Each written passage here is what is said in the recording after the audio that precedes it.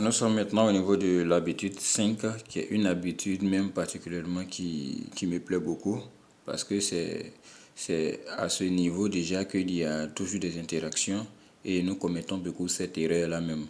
Donc il est vraiment très important que nous suivons ça à la lettre et essayons vraiment, pour ne pas dire, de mettre vraiment en application cet enseignement-là. Ça va nous faire éviter vraiment beaucoup de choses à long terme. Voilà, l'habitude 5, c'est chercher d'abord à comprendre puis à être compris. Cela est très important. Cherchez d'abord à comprendre, puis à être compris. L'idée centrale déjà que vous devez retenir, voilà, c'est de privilégier déjà la compréhension avant de chercher à exprimer vos propres idées. Quand ils sont surtout en train de vraiment vous exposer un cas, vous expliquer quelque chose, il faut prendre le temps d'abord d'écouter attentivement ce qu'on vous donne, d'écouter attentivement ce qu'on vous dit. Et c'est après avoir, ne vous empressez pas vraiment pour réagir, mais cherchez d'abord à comprendre. C'est de ça que ici Stephen Covey veut parler. D'accord? Il faut avoir d'abord une écoute active. C'est très important. Donc, plutôt que d'interrompre quelqu'un pendant une réunion, prenez le temps d'écouter attentivement ses idées. Posez des questions pour clarifier et démontrer votre engagement envers une compréhension profonde.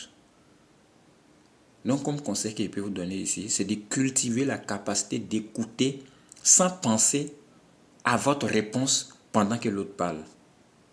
Et ce sont ces erreurs que nous commettons la plupart du temps. Quand l'autre est en train de parler, quand l'autre est en train de mettre vraiment ses arguments, nous sommes en train de penser aux réponses que nous allons donner, à comment on va le contredire. Et c'est ce qui fait que par moments, il y a des idées qui sont bonnes, mais nous n'arrivons pas vraiment à comprendre ça en profondeur parce qu'on n'a pas pris le temps d'écouter cette personne. Mais nous étions en train de chercher comment nous allons contrer la personne, comment nous allons poser vraiment nos questions. Donc, il est vraiment très idéal de cultiver vraiment cette capacité d'écoute active là, sans penser à votre réponse bien sûr pendant que l'autre parle. Au niveau de l'empathie, voilà, mettez-vous à la place de l'autre personne pour comprendre ses émotions et ses perspectives. Quand une personne est en train de parler, la personne exprime tous ses états, de manière émotionnelle, tout. Donc, il faut vous mettre à sa place pour comprendre la personne. Cela peut facilement créer un terrain d'entente et favoriser une communication plus efficace. Comme conseil que je peux vous donner, c'est de reconnaître les sentiments de l'autre, même s'ils diffèrent des vôtres. Cela est très important. Pas parce que vous avez de différents points de vue que vous n'avez pas respecté ces sentiments, non. Il faut respecter les sentiments de l'autre. Comme troisième petit point pour mieux comprendre cette cinquième habitude, c'est de suspendre son jugement. Évitez de tirer des conclusions hâtives ou de juger une situation avant d'avoir tous les faits. Donnez à l'autre personne la chance de s'exprimer pleinement. C'est très important. Donc, comme conseil qu'il peut vous donner, c'est d'être beaucoup conscient de votre propre préjugé et prenez du recul avant de former une opinion. Essayez de comprendre, de retourner ce que la personne a dit. Écoutez attentivement ce que la personne vous dit.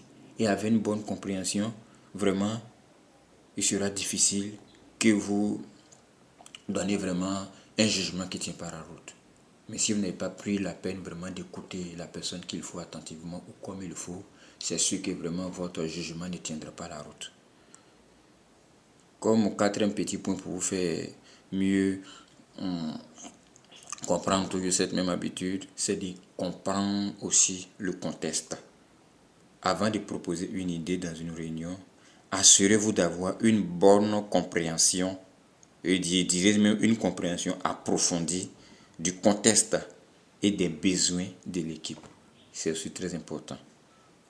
C'est ça que déjà quand on résolvait vraiment, quand on nous avait déjà soumis des travaux à faire à l'école, on parle d'hors sujet.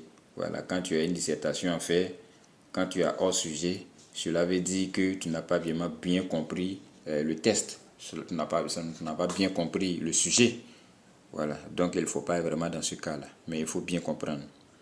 Comme conseil, informez-vous sur le contexte avant de contribuer à une discussion. Cela est très important.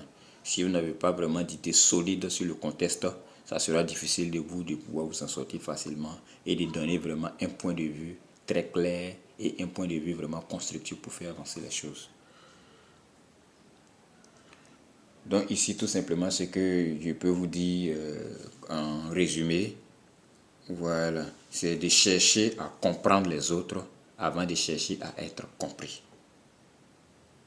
D'accord? Parce que cela permet de construire des relations plus solides et d'améliorer la qualité de la communication.